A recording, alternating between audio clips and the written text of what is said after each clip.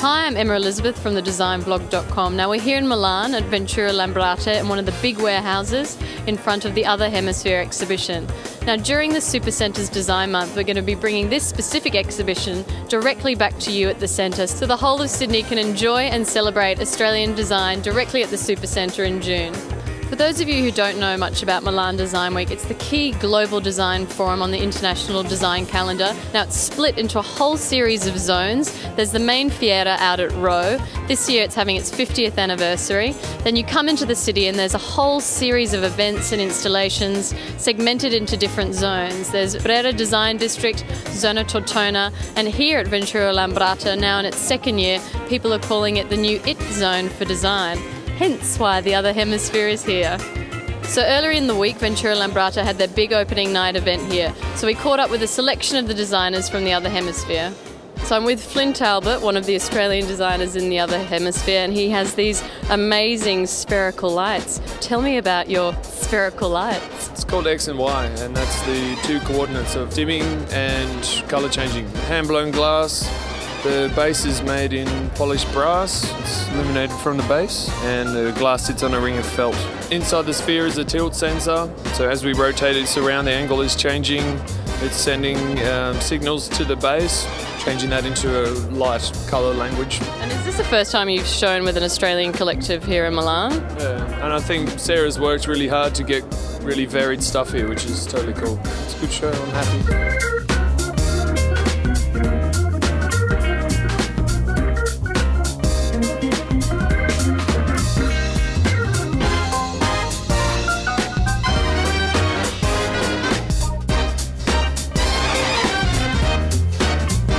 Now tell me, Ben, about the object that we used for the hero image.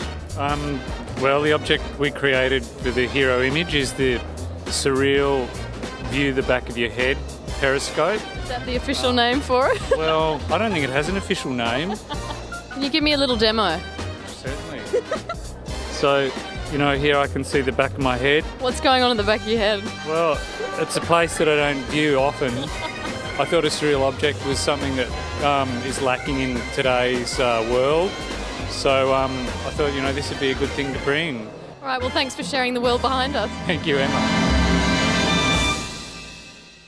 So I'm with the other Ben designer from the Other Hemisphere. Now tell me about your The idea of this was to source different materials from different parts of the world, right? So the metal base is made in China via email. The wood is made out of Australian timber, and then the glass is handmade in Switzerland out of German glass. All three pieces arrived individually via UPS. That was such a risk, basically, because you know what international couriers are like. The afternoon that the show opened, when I unwrapped everything, it was kind of nice to see they all fit together, one, and secondly, it actually looks awesome.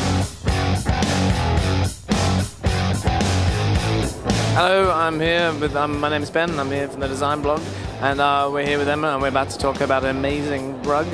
So tell us about the inspiration for this double-sided installation, which of course is a rug.